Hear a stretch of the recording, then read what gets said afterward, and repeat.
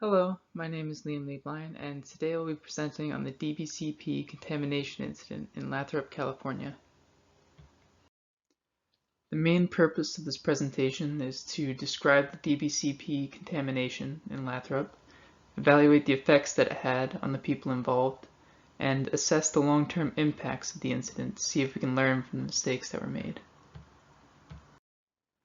To achieve this goal, I will first discuss the main use of DBCP and why it was manufactured. Following this, I will show the impact of DBCP on workers at the Occidental Chemical Plant in Lathrop, specifically the effect that it had on their fertility. I will then present data that was available before the incident about its effects on rat sperm production, as well as its carcinogenic effects on rats and mice. I will finish by talking about the long-term impacts of the incident, what was learned, and what is still harming us today. To begin, I will talk about why DBCP was used in the first place. DBCP, or dibromochloropropane, was found to be effective at exterminating nematodes, a parasitic worm that infects the roots of citrus plants. As you can see in the diagram on the right, the nematode's life cycle is entwined with the roots of these plants. They begin by hatching from eggs laid in the soil, where they quickly find a root to begin draining nutrients from. Once they grow enough, the mature female finds a mature male to mate and produce more eggs, spreading the infection. This can cause significant damage to the roots of citrus plants, warranting the use of effective pesticides to eliminate them. This is what led to DBCP's widespread adoption shortly after it was shown to be effective at this task. Unfortunately, there were serious downsides to the use of DBCP, as demonstrated by its effects on the workers at the Occidental Chemical Plant at Lathrop, California, a manufacturing plant for DBCP. In 1977, several workers at the plant were discussing their inability to have kids. To their surprise, the problem was shared amongst many of the workers. This led them, and subsequently the rest of the workers of the plant, to get tested for their fertility. The graph below shows the results of these tests. As you can see, the difference between exposed and non-exposed workers is staggering. The amount of exposed workers that were totally sterile, or azoospermic, was 13.1%, compared with only 2.9% of those not exposed. Similar results were found with those with extreme depleted sperm counts, or oligospermic, with 16.8 and 15.8% of workers with severe and mild cases, respectively. This difference between unexposed and exposed workers is significant, representing a drop from over 90% of workers with normal sperm counts to just over 50%. The results of these tests were so severe that OSHA pushed to create a new emergency temporary standard of 1 parts per billion. For reference, DBCP concentration in the air of the workplace at the Occidental Chemical Plant was between 290 and 430 parts per billion. What makes this incident particularly bad is the fact that there was already data available about DBCP's effect on fertility as early as 1961 in a study sponsored by Dow Chemical, another producer of DBCP. In this line graph, taken from a study in 1975, we see the effects that DBCP has on rat sperm levels after a long-term exposure. By 2 months into the experiment, there was already a disparity of slightly less than 1 million sperm cells per milliliter, which increases to over 2 million after another 2 months.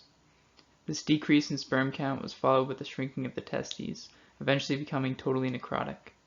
This clearly demonstrates the potential for DBCP to cause infertility and sterility, and warranted further testing. Unfortunately, further testing with a smaller range of dosages was not done, and standards were put into place under 1 part per million.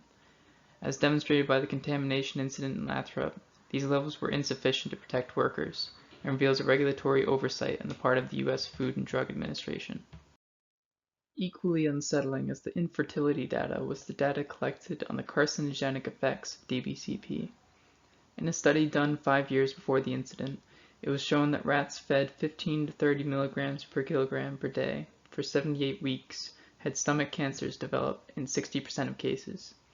These cancers readily metastasized to other organs in the rats, particularly the lungs and mammary glands. The results were even worse for the larger range of 130 to 260 milligrams per kilogram per day, with incidences of stomach cancer in 90% of the rats and mice. While the levels used in the experiment far exceed the levels that workers would be exposed to, there is still reason to believe that long-term exposures to DBCP at lower levels could significantly increase the probability of cancers developing, further compounding the negative effects of this pesticide. There were several significant impacts of the DBCP incident in Lathrop. First, the widespread attention that this incident received led to many other places producing DBCP to test its workers, finding similar and sometimes even worse results in Arkansas, Colorado, Alabama, and Israel. This allowed for these workers to be isolated from the contaminated workspace and added to the string of class action lawsuits which encouraged further regulations on the production of the chemical. Second, the accidental human exposure to DBCP provided new information which informed the emergency temporary standard of 1 part per billion that OSHA put into place, eventually becoming a permanent standard. Further, it led to the EPA analyzing the impacts that DBCP had on farm workers, where the chemical was fumigated into the fields.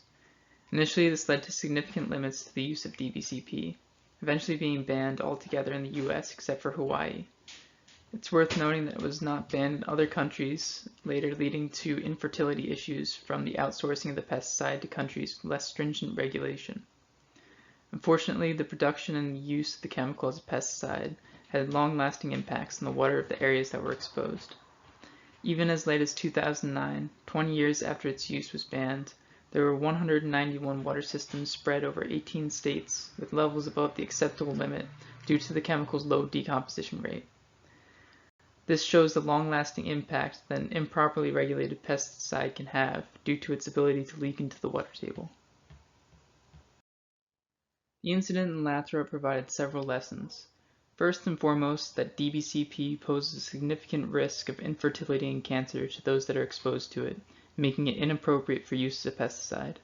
This could have been determined before it was approved for use, preventing all of the long-lasting harms it caused. This should lead us to strive for a more stringent regulatory force to avoid further disaster, especially in chemicals that would be widely used such as pesticides.